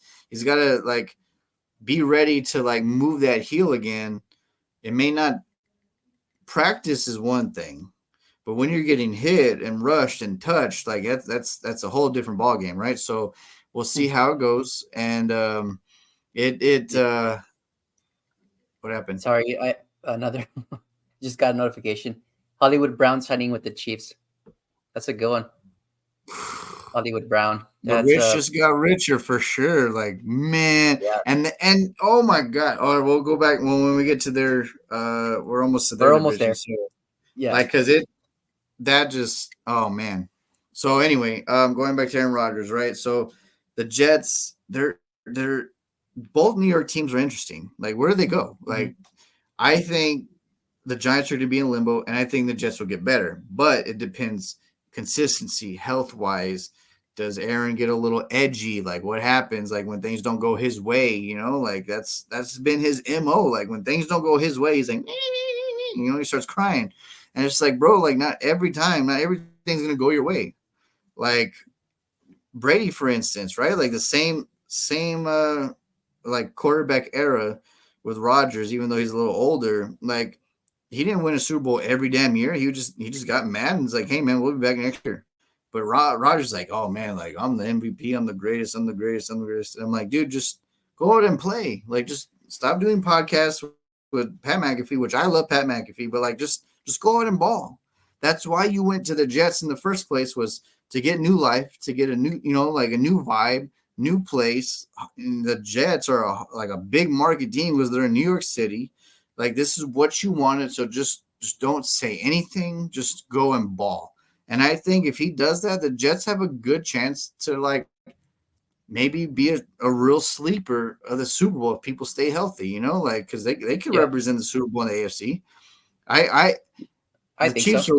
the Chiefs are way better. The Ravens are way better. But if you put like an Aaron Rodgers, a calm, quiet Aaron Rodgers that just wants to go play ball, he can upset plenty of teams, right? So like I think that if he stays chill, like I think the Jets will be on a very, very uprising for sure, on a big uprising. And like the draft, obviously it'll tell where they're gonna head to, because like do they get another receiver to like go, make it a perfect 1-2 punch? Because like who he got someone to go with him, all like two receivers to go with him, but like they're up there in age. They're not gonna be like Yeah, they're not gonna be that as it that is, guy, right? I think one of them, which was Alan Lazard, had even requested a trade today. So it doesn't seem like he really wants to be there. So yeah, they See, need and a wide that's not receiver. good because he went with his boy and he's already asking for Yeah, a trade. See, that's already not a good sign. yeah, So, but you know I mean, what? we'll see. Again, the this year's draft full of wide receivers, different types, right? Garrett Oh, Wilson yeah. showed the type of receiver he is. He's going to be good. Tight ends, that might be a weak spot. I know they let go of one recently. So yeah, it's gonna be just very interesting. And you and I were both very intrigued about the Jets last year, right? Going into the preseason as they were playing the Hall of Fame game, we were like, "Oh, this is gonna be fun to watch Yeah, where they this is going to stand, be how a they go up against." bad Jets team. Yeah, we're like super stoked. And I'm like, dude, I don't like Aaron Rodgers, but I'm excited for like the Jets, right? So, and then poor Mike Yep, Greenberg had to watch his Jets from week one, game one, like 2 minutes first in. He drive. tore his, yeah, like, and I'm like, dude, the curse of the Jets for sure. Like, it's so mind boggling. But, So I'm excited again just to see, like, I want to see them healthy, right? Like, I want to see what they can do when they're healthy and they're like going. yeah, So, I'm excited. And I then, and if you looked at them last year, a lot of their weaknesses, like it involved their offensive line, right? They could not bust a big run. It seems and like and and going back to the Aaron Rodgers, right? Like Sam Wilson, or Zach Wilson, I should say, uh, he's not gonna bail you out like an Aaron Rodgers, right? Like no, sometimes Aaron Rodgers, one of the best things about Aaron Rodgers is his snap count and then how he can read a blitz, right? So even with struggling offensive line play at times, Aaron Rodgers can bail you out. Be like, oh man, someone's coming on the left side. I'm gonna just sling it to the right really quick, and then he'll bail you out. But Zach Wilson, still learning, and whatever the case is, like they hold the ball 5 seconds, 6 seconds, boom, they're getting popped because their offensive line is not that good. So like you adding that veterancy of Aaron Rodgers with that snap count and everything, plus you're revamping the offensive line, it is definitely going to work in the Jets' favor. if I were the Jets, this is just a hot take. If I were the Jets, I would trade for Justin Fields. If you think about it, you have Aaron Rodgers already up there in age. He doesn't have much of a left in the tank. I'm assuming, and Right. so if you draft for Justin Fields, if he goes down for anything, at least you have somebody to fall back on, right? He's already proven a better player than Zach Wilson, and if you want to show Justin Fields how to read a defense, who better than Aaron Rodgers, right? Oh And yeah. at this point, the way it's standing, they could probably get him cheap from the Bears. They could probably get him for like a fourth round, Fourth fifth round, round, exactly. You and I are on the nothing. same page. Like at this point, with all these like quarterback signing stuff, now the Bears are in like a limbo of a trade, right? Like, what Yeah, can we get from him at this point? Yeah, so yeah, I agree with you. Like, yeah, Jets would be perfect. Like, hey man, like go sit. Like, what? Same thing with what Green Bay and Kansas City, right? Like like the last several Super Bowls that Kansas City and even the Packers have won. Their starting quarterback sat for a few years. Like yeah. Aaron Rodgers sat for what, 3 with Brett Favre, 4. Hmm. So it does help out. And imagine like Justin Fields just sitting down and soaking in that Aaron Rodgers knowledge, like you said, like for like 2 years, 3 years, like it'd be prime for the Yeah, Jets' future, because at least they won't have to restart right after. exactly. Yeah, it just makes a lot of sense to approach it that way. But hey, what do I know? I'm just a fan. Yeah. Dallas Cowboys. Um, I know I was going to touch on the Bills, but we're running kind of short on time here. And the Bills really just give a quick recap to everybody who's watching. They really didn't do anything very splashy. They just re-signed a lot of their players, which we were kind of questioning their motive because they released a lot of key players already. Yeah, that But was it seems wild. like those second tier players that were kind of excelling in their roles, it seems like they re-signed those players, which is good for them. I guess the ones that the one um, pickup that I think really makes a lot of sense is the Curtis Samuel. You get rid of Oh Gabe man. Davis and you get Curtis But Samuel you to replace him. I yeah. think that's a And perfect guy. and especially like Gabe Davis is a stud, right? He's solid, but like he does have drops in his history. Like he does like tend to like, oh man, damn, I actually dropped one. Like Curtis Samuel is a for sure key-handed receiver, right? So like that Yeah. dude catches anything. So you put him next to a Diggs, Stephon Diggs, opposite side, and then with the Dawson Knox and Kincaid, like that's Yeah. a dangerous, and that running back is good too. So like Cook, right? So Hmm. that dude, like they're solid for sure. Like they're not they might take some steps back, especially in the defensive side, but they're still going to be competitive, in that nature, Yeah. especially in offense. Now, Curtis Samuel guarantees Josh Allen at least maybe 2 touchdowns a game. So, like 1.5, if you want to be like strategically, like statistically correct, like at least he scores at least one touchdown. So you get Diggs touchdown, Curtis Samuel touchdown, maybe a Dawson or Kincaid, and then a Cook. So you're going to average at least 4 to 5 touchdowns a game. So Yeah. like Definitely. because Josh Allen that offense does know how to spread it around pretty good. So yeah, it's going to be pretty exciting. Let's go ahead and talk about the NFC South. What are your thoughts there? Who stood out to you? Ooh, so there that's the one division where like I don't hate anybody, like so like I'm always fascinated to see who's going to come out top. Back then Sean Payton, Drew Brees, right? They had that great thing going on with the Saints. Cam Newton, Superman, and Rivera had that amazing 15-1 year, with the Carolina Panthers, and they went to the Super Bowl. And then Greg Olson, Luke Kuechly, like they just had a fun team, right? And then the Falcons, like they're the team that gave up, the lead in the Super Bowl. So it's like, damn, dude, what are y'all doing? So they're what 0-2 in the Super Bowl because they lost in the '90s also. Yep. And then who's the Buccaneers, right? They're always like The they're Bucks. always that like the Buccaneers are whether they're good or not, they're relevant because their uniforms, their stadium, they're in Florida. You know what I mean? Like Hmm. they're always getting attention regardless. They're a big market team from a division that's really never a big market, right? So it's exciting to see. I think the Atlanta Falcons have definitely made it very competitive against the Buccaneers, right? The Buccaneers won the division. The Saints have Yeah. Carr, and they're trying to get pieces to like blend in with him. But you get a Kirk Cousins, a Mooney, Drake. You add to Drake London, Bijan Robinson already there, and like the veterancy of Kirk Cousins. Like it may take a little bit because, like I said, like Achilles and all, those broken bones, man, they don't 100% heal, and then he's got to learn how to get hit with it again. But the Falcons already had a good defense. Now you had a quarterback to lead them like that. That's just exceptional to me. Like I've like you and I've always talked about. Is Kirk Cousins, like a Patrick Mahomes, where he's gonna be flashy and like, like be like heavenly to people? No, but like he's got swag. He believes in himself. What I love, like Yeah. when you play for a Washington team that's always like in the NFC East and they're the profile, then you got a little swag and you like that, like what I mean. He's got that angst about him, which I love, and it goes with Baker Mayfield, right? So like, because Baker's got the same swag type of like genre too. So now you got both of them in the NFC South. You got a young Bryce Young who's going to try to find himself for sure this year because it's year two, and they're trying to add pieces.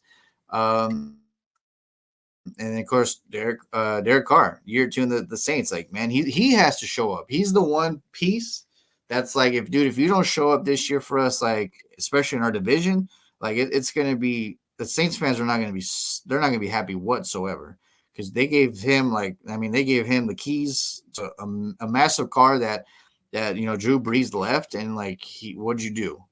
Like you are going to be the next heir apparent. And that, it's like I said, like Mac Jones, with Brady, like sometimes it does when you hear the whispers in the streets, right? And the whispers in the walls, like, man, Drew Brees, bro, Drew Brees, Drew Brees, Drew Brees. Like it's in his, it's in his head. So, like, yeah, like he's the biggest question mark of the division for me because like you had a chance to win the division last year when each team was kind of like had their inconsistencies at times, right? Even the Bucks had like a little slide. So it's like, dude, you're going against Kirk Cousins twice a year now. Like we just added another level of Difficulty. people that are going to be coming at us with points. So the difficulty, you got to add points. Like Bryce Young, he's young, so like I still don't. I would have picked Stroud, like I said before him, but he's still young, so at least he has that. He has that with him, right? Like you're young, so we still need to develop you to where we want you to be. But Carr has no excuse. Like you have Baker Mayfield who just won the division and won a playoff game, and then now you got a Kirk Cousins in the same division. Like you got the ball out, bro. Like there's no question. Yeah. Because Kirk Cousins is gonna score points. Like that, he scores points. I honestly think that's a lost cause for the Saints. Unfortunately, I just don't think that Derek Carr's a guy. He had the weapons last year to do it, right? He had a pretty solid Yeah, offensive and they line. He released didn't really Michael Thomas excel. now, so Yeah, that's another thing. Now he's weaker. So yeah, I just don't see that from them. I think that out of all the teams in the NFC South, they probably had the most disappointing offseason. Even the Panthers right. just got so much better, right? They added a lot more foundational pieces, especially on the offensive line. So if you're looking to protect Bryce Young, which I think really needed to happen, that was a perfect way to approach the offseason. And then Deontay Johnson, we mentioned that earlier about when we were talking about the Steelers, right? I think that guy is just another playmaker for him. And then Yeah, I'm and sure in the draft, they're going to be active. what's good about Deontay is that like he's one of those speedsters, right? But he's elusive. So like, and Bryce Young is an elusive quarterback. So what do you need when you have an elusive quarterback?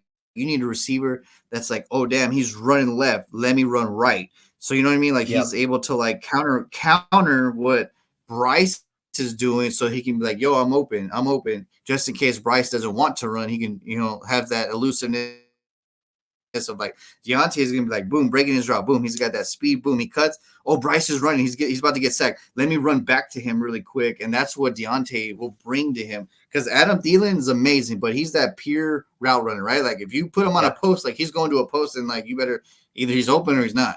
So Deontay Johnson is that like boom, I'm out, and he's like, oh man, Bryce is in trouble. Let me run back real quick, Yeah. and then boom, you can help him out, right? So like that's Yeah. those key receivers, especially with the like running quarterbacks that like to move around in the pocket. Like Bryce is not tall. Bryce is not he's not the tallest. He's not the heaviest, so he's gonna be shifty. So like Deontay, like you said, that pickup for them is exceptional because Deontay will be able to be like, yo, bro, like let me go bail out my quarterback, right? So like Yeah. that part of it is where I'm excited. Like one, he'll score touchdowns. One, he's gonna be fast, but it's the elusiveness of like the mindset of like, yo, let me go bail on my boy because he's about to get hit. So like that part to me is exciting for Bryce. Like it'll be like he'll have his back like twofold. So Deontay for sure was a huge pickup. Definitely. I agree with you there. Let's move on to the AFC South and we'll talk about. I think this is the most interesting division actually in the Whew. offseason just because the Titans aren't messing around. The Titans are actually improving their They're team one all of the around. teams that are having a sneaky good offseason. Mm-hmm. And it's The perfect timing because Texans are only getting stronger, right? They've had a solid offseason as well. And Yeah, the I'm Jacksonville actually Jaguars very the same. Yeah, another one, Jacksonville Jaguars. They're all making good moves. I think the only one that probably isn't that appealing to me is the Colts, right? They're not really making great Big great splashes. additions. Yeah. But yeah, Jacksonville is really trying to it seems like they're trying to really build along or around Trevor Well, Lawrence. what they well exactly, and they saw what they could be right 2 years ago. It's like, damn, like wait, hold up, we won the division 2 years ago. Last year, Houston came out of nowhere, so it was like, whoa, okay, that was an awakening. So how do we push come to shove get better with them? Because Houston's already there, so they're getting better. Like Jacksonville's on the ball, man. Like I think the Yeah. Titans are probably like another year away from like really making that step just because of their young quarterback, right? He's in year two. But Hmm. CJ Stroud is just another dude, right? Like he's one of those guys that is just like he's got that swag and he's got like, he's got it.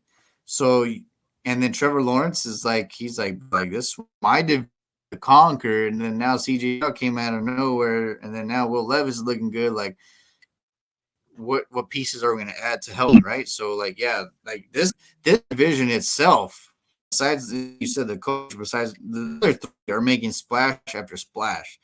Like Yeah. yeah, so it's who receiver went to the Tennessee Titans recently, right? Calvin So Ridley. he I yeah, mean, yeah, really Calvin Ridley. Calvin Ridley, DeAndre Hopkins, and Joey Pollard now in that lineup, plus a young Will Levis Hmm. who has a strong arm. He can throw nobody like everybody out there. Yeah. So you add that, and then like the defense is a little shaky, but they look like they have a little depth on that department.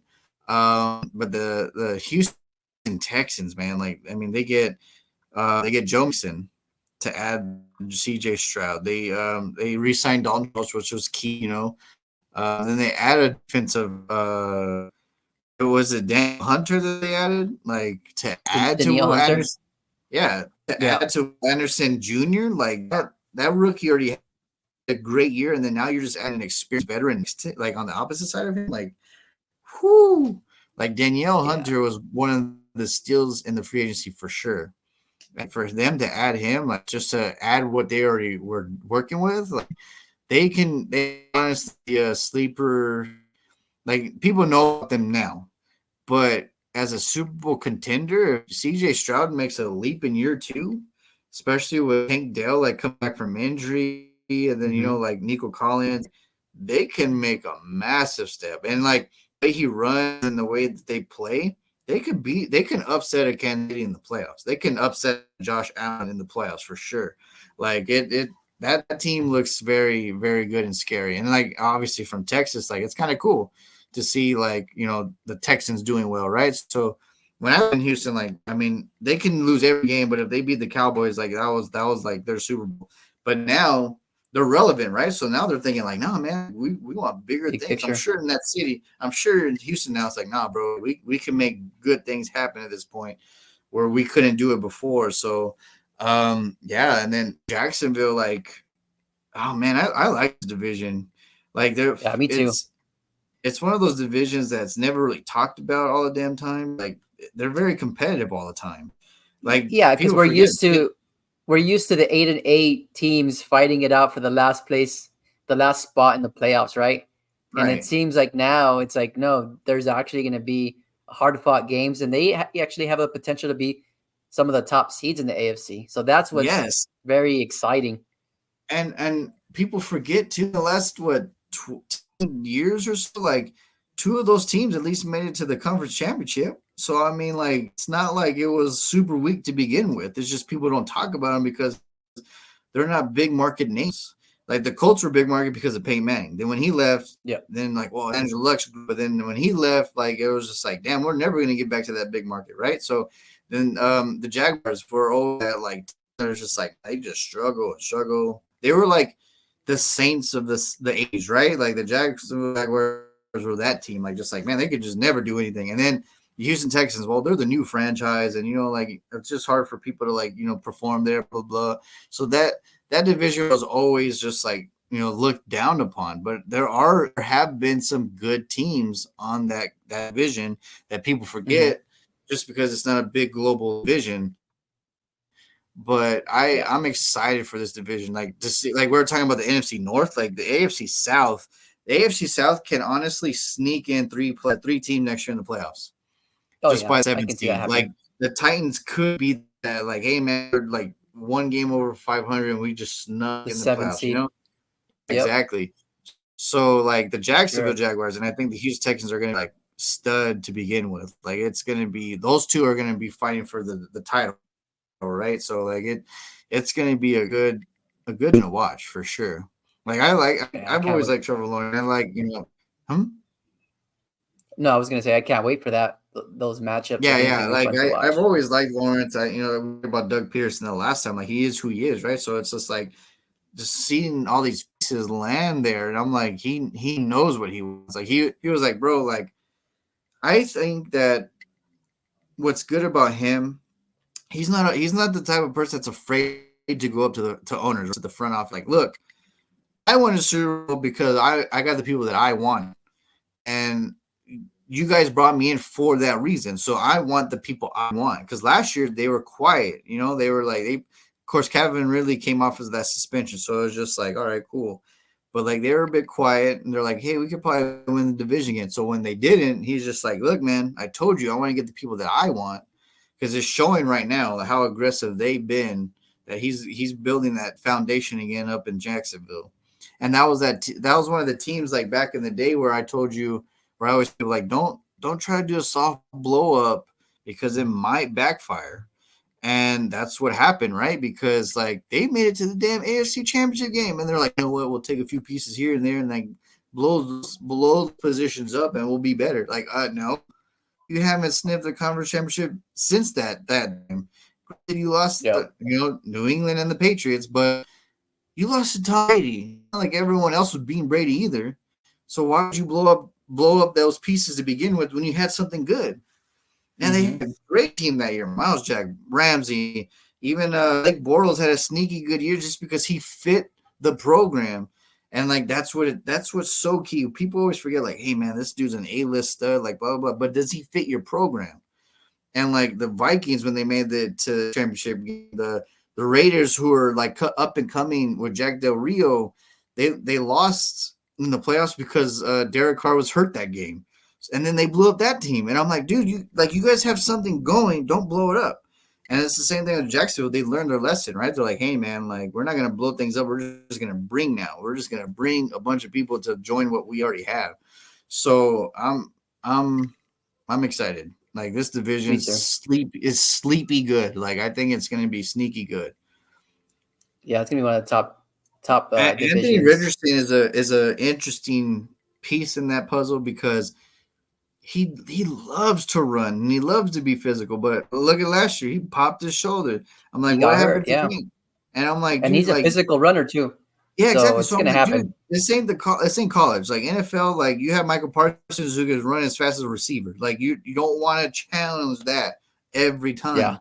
Like so, like he needs to learn that because we Joe Flacco show because that's who they signed to be his backup recently. And I'm like, just like the Browns last year, like if Flacco hits lightning, then they can be good because they're a sneaky good team with the defense and then bringing Pittman back.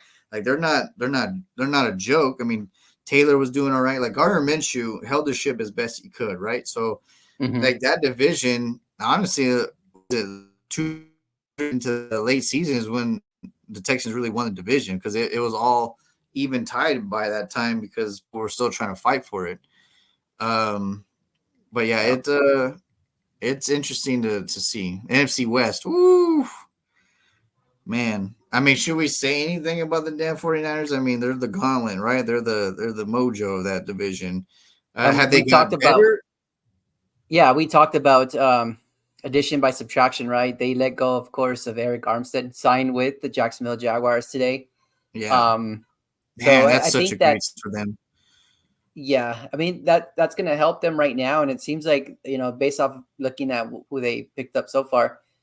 I mean, it's not the most exciting names, but yeah, I can see these names actually contributing, to the defense. Speaking about Leonard Floyd, right? He had a really good year with Buffalo. These last, was it 2 years that he was Yeah, yeah, with Buffalo? yeah. Leonard So Floyd's good, man. Especially if he's healthy, like he's sneaky good.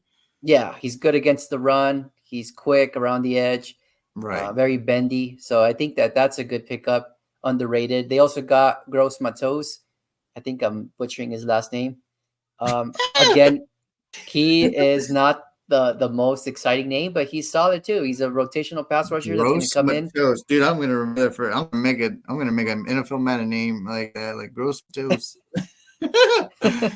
Oh And man, then Malik Collins from the Houston Texans. That's a really good one because yeah. if you're looking to replace Eric And he Armstead, came he's a from Dallas too, I think, right? Like he was from yeah, Dallas, then Houston, and then yeah.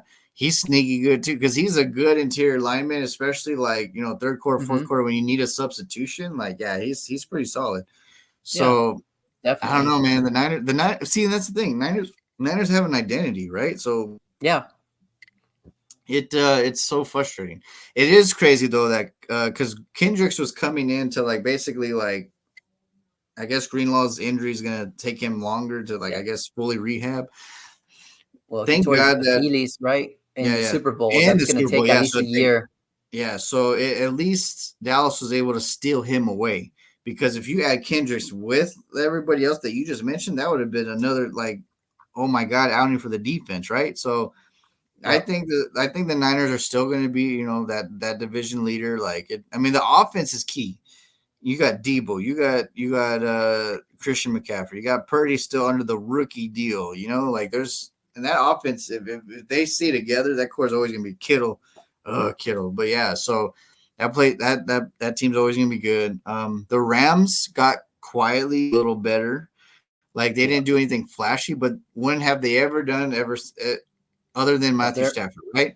they're they're They've improving their never, offensive line for sure, and yeah, that's what they needed. and that's what the Rams and McVay have always done. Like they kind of like do what the Patriots did of old, right? Like they're not gonna get flashy people, but just people that are come and help the community, Yep. and that's what they did. And I think the Rams are gonna be way better, especially if you can keep a Matthew Stafford healthy. Like that's gonna help your chances so much better, right? So, like this year, I think because even even last year they surprised a lot of people. The Rams were what plus 4 or 5 games, and they were like statistically supposed to win, and Hmm. like that Nakua rookie was, I mean that dude to go, oh man, Yeah, that was to go awesome. along with Cup, like that was such a good tandem, and it Hmm. was so cool to see his experience growth because not only did it develop through the year, it developed increasingly through the year faster than usual just because Cup got injured. So now you're taking a year two veteran who has a whole year experience as being a number one. So you put him Yep. next to Cup, and if they both stay healthy, like that is so dangerous. So That one, that player in itself, like I was just so impressed with Puka Nakua. Just the way that he emerged into the scene, right, as a there's rookie. always one player, right? Like as a rookie that you're just like, Yeah. what's his name? Like, does this even make sense? And he just balls out. And last year it was him for offense. Yeah. And if you think about it, if they didn't have him, they would have been in a world of trouble, right? Yes. Because Cup was injured and he pretty much kept them in the game. And it allowed the way that he approached his role, right? He took a lot of those wide receiver one reps, and he's a polished route runner, he showed. He's a physical receiver, took a lot of hard hits, and he kept getting up. And so as I Yeah. was watching him throughout the year, I always thought, man, he reminds me of somebody. I just can't remember who it is. And as I was, watching, I think it was Sunday Night Football. I think it was either I can't remember exactly who it was on the cast, right, or on the team that said it, but they brought up Heinz Ward, and I thought, Oh, yes, that's a perfect guy who he matches his skill set.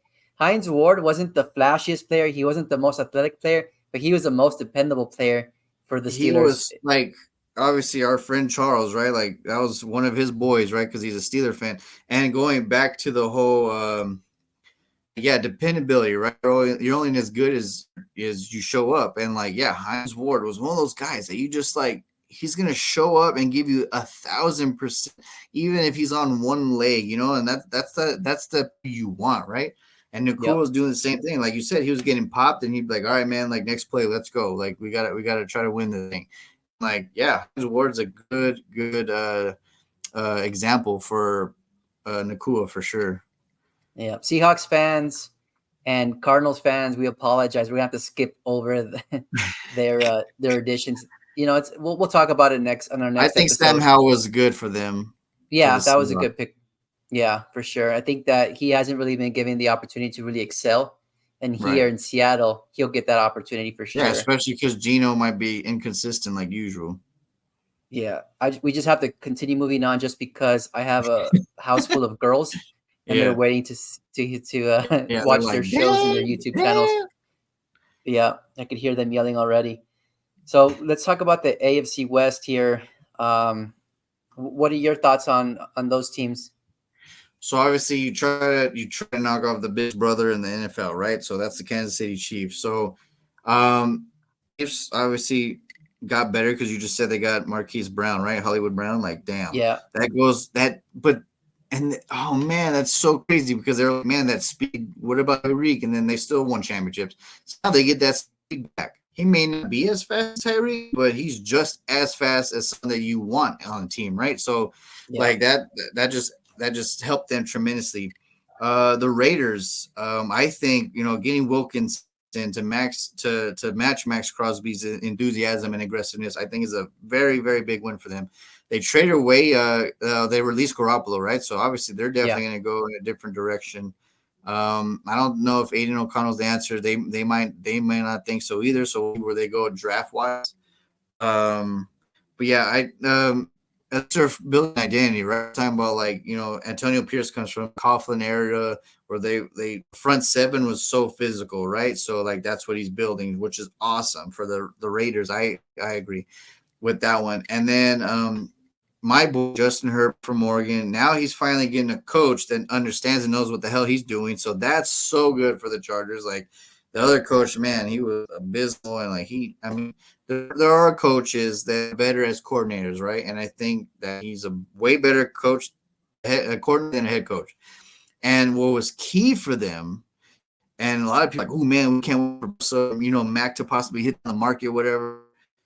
They know Harbaugh's cut. They know a physical, crazy coach that's gonna in your face, balls to the wall. Like I don't want a damn I want a victory, right? So like Bosa and Mac are like, damn, like why would we not give this a try? Like the yeah, amazing Harbaugh brothers are gonna be the same conference. Like why would we not give him our time of day just to see what we can do? So they both take pay cuts. Like that was a tremendous Los Angeles Chargers structured and give Harbaugh his chance. That says a lot. One about the two players and one about the coach, right? So like I was super stoked for the Chargers and their fans and Herbert because like you keep two pieces that are super valuable to your team, and then now you just deflated so many other teams' hopes of like trying to get one of them, right? So yeah, like that was such a huge win for them. yeah, And of course they leave Gerald Everett in the free agency to get to your Bears, but and they just traded Keenan Allen. So obviously they're going to try to go younger. And I think Mike Williams is released too, right? So like they're yeah. He's definitely gone. changing the trend. So Gus Edwards comes in a more physical back, which is obviously Harbaugh's like wanting. Harbaugh's a physical individual. He wants ground and pound, like balls to the wall type stuff. I'm excited, honestly, to see what this defense does at this point. To have a Harbaugh, granted, he's an offensive coach, he's an offensive mind, but he gets his players to show up day in and day out, right? Like he makes them be physical. I don't care if you're in a damn wheelchair, like you're gonna fucking hit somebody. All right, my bad. I got excited. No, What no, that part that's no, that's okay. We can continue talking if you like. I think to your point, I think the Chargers like are similar in the sense of the Washington Commanders because it just shows that they might be a year away from really competing in that division, but they're going to build it right, right? So I think that the way it's going to work right now, they're going to compete with a subpar team. They're going to compete against the likes of a Kansas City Chiefs, the yeah, Raiders. I could see them being competitive. And right now it's a lot of subtraction by addition, but they're going to draft really good. I know that Jim Harbaugh is going to build that team right. He's probably going to exactly. go really one of the top three wide receivers in the draft. I'm either going to be Neighbors or it's going to be a Dunze. Or you know what? It wouldn't even surprise if you even went Brock Bowers, right? Have that Yeah, the solid tight tight end. end. Yeah, back to the physicality. Exactly. Oh, yeah, I 100% agree. Like, So yeah, I could see his physicality, and yeah, then me being a Herb fan of Oregon, I just wanted to see him succeed finally and have a chance. Like, have a yeah, solidified coaching staff that's not interchangeable. The coordinators are not leaving, and then like having a head coach that honestly like knows what's happening, like knows what's going on, like not calling a timeout and then like screwing your team off, for the playoffs. Like that was so ridiculous to me.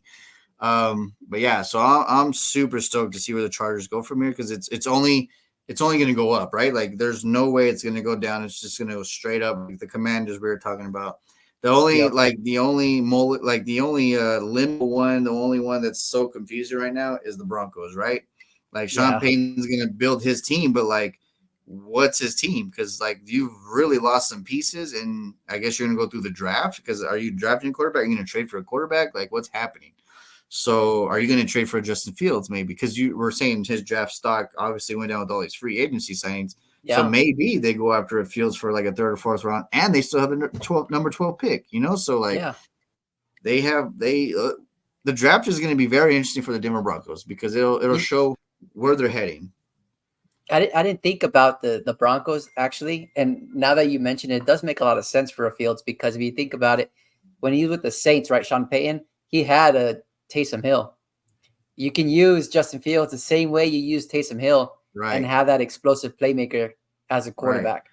So and yeah, that does make obviously a sense. Justin Fields would throw the ball even better. So it's even way better.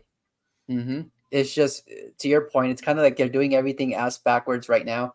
Doesn't make a lot of sense, but I can definitely, now that you mention it, it does seem like a landing spot, right? It makes sense. Yeah, and like Sean Payton is one of those coaches, like Doug Peterson or whatever. They are who they are. Like they don't hide from nothing. They don't. Whatever they say is what they say. Whatever they do is what they do. So he already knows where he's gonna go. It's just us as fans of the NFL, fans as Broncos fans, right? Right. You won't know until the dime drops, right? So like he knows what he wants, so he's just patiently like, all right, we're gonna drop the bomb soon, and then boom. So I think the same thing with the I forgot which team you're talking about, but like addition with subtraction, right? So they're getting rid of pieces that they're probably possibly The going to have to Chargers. pay a lot. Yeah, Hmm. so that they are going to build a foundation going forward. Like let's get more youthful, and then we'll see where it goes from there. And year two, Sean Payton obviously it's going to be a massive rebuild, but he is Sean Payne, so at least he knows where he's going to. Because he built the Saints from the ground up, right? So Yeah. he wanted Tony Romo, and then Bill Parcells like, man, maybe we do have something with this kid. So he doesn't give him He doesn't give him Romo. Him and Jerry doesn't let the Romo trade happen. So then he picks up Drew Brees from free agency. Obviously, still worked out for him because he was like, well, we know you've had some injuries, blah blah blah, but like you're a stud. Let's just go all in, right? So and the cut out. They built it from the ground up, and then they won a Super Bowl, their very first Super Bowl ever. So I think that's what's happening here. Just like he's blowing up the ship to rebuild and remake a better one, right? So let's see what happens going forward. It's gonna be 2 to 3 years. Like it's not gonna be this year Yeah. and Right then away. next year they'll take the steps. But yeah, it's gonna be a big rebuild for sure. Yeah. I could definitely see that happening. It's just, I guess as a Broncos fan, I'd be pretty pissed off the way it's kind of unfolding, right? Oh Getting rid yeah. of a Well, Justin Simmons, it's the trading away same thing Jerry with the Judy. Cowboys. Like, what are we doing? Because now we're gonna wait more. Yeah. Like it's just it's putting fan bases and other people in limbo, even the media, because they're like, well, we don't have anything to talk about. So what do we say about them? So it the Broncos are an interesting the Colts. There's a few teams that we've talked about. Of course, the Giants. Like they're interesting pieces to see what's going to come after the draft, because Yeah. like where do they go from here, right? So the Broncos are very interesting to see. Definitely. Yeah. I agree with you there. Well, that's all of the division, um, AFC, NFC divisions, that we uncovered today and recapped. That's all of them. I'm sure there's, Dang, yeah, that was all of them. dang, it didn't I seem know it like it, went but almost it two went hours, quicker than. but it didn't feel like 2 hours, right? It felt like we were just No, it talking felt for like we about an barely hour. started. Yeah, it felt pretty good. Like it. I've had a long day, but it's been a very good business day for sure for me. So Yeah. it's been I was uh, looking it's forward. been I awesome. was looking forward to discussing this just because you and I were kind of anticipating all the moves, And, right? And so now and to kind of honestly, see I it. was having so much fun and like filming and like, so busy. I honestly forgot today was Thursday. So when you're like, "Hey, you ready at 7?" I was like, "Oh, today's Thursday. That's right. Oh, damn." I'm glad I So sent then, you a yeah, text. yeah. So I was like, then I got even more excited. I was like, "Cool, more stuff to come." So yeah, it's been a great day for sure. It's always Well, been good. appreciate your It's time. always awesome. Yeah, absolutely. It's always awesome to talk to you, like ever since we met in high school. So like we've always been like on the same level of like we can talk and then Passionate. not, got either get offended or whatever. We can just like thoroughly just sit down and like have a brotherly talk about anything. And NFL's our pride, joy, and our love. Too bad our Bears and Cowboys don't help us anyway. But hopefully that time will come eventually. Getting Keenan Allen's a start. Dude, that's We'll see what such a happens. big, yeah, that was awesome. When you're like breaking news, I was like, what? Like Oh, that's that, for that real? made my But that's that awesome. made my Keenan week. Allen and for fourth round pick. I mean, you Yeah, it's cannot nothing. you cannot be happy if you're a Bears fan. I mean, Yeah. and like you said, subtraction by addition for the Chargers, like they get rid of cap space. So then, whenever they want to like actually go after more cap people, then they have it. So it's Yep. it's a win both teams for sure. Definitely. I'm excited. All right. Well, Yeah. before we wrap up, Jay, I just want to let everybody know that please, if you're watching this, you watch it through. Thank you so much for taking the time to watch this whole podcast. But please follow us on YouTube, follow us on X, subscribe, and hit the like button. That way we can hopefully get more content over for you. But Right, it's been fun. exactly. We're trying to get to a point where we have a foundation of followers so we can actually go live and then like have a chat with y'all, responding, commenting, having questions about your teams, or if you want to bash the Cowboys, it is what it is. Like that's what's so fun about sports, right? It's just like that banter of like brotherism and the brotherhood. So yeah, we love talking to you all. We love talking about the things that we love, which is the NFL.